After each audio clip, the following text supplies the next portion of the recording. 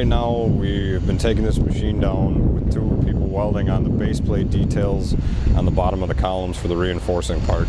2 guys are running at about 120 a piece using 70/18 1/8 inch.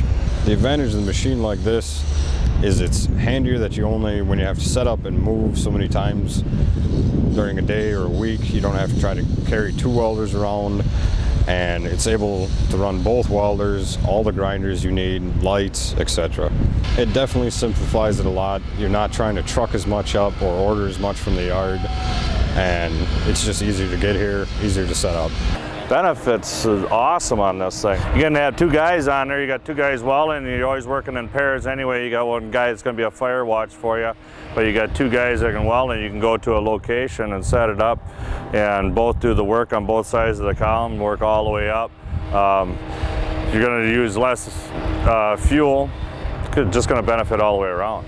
You had less time of setting up, so you can get onto your job and your project, get it done on time.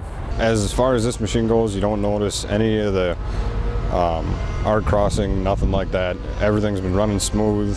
The amps haven't been fluctuating with the grinders running or lights or both welding at the same time. It's been able to stay steady.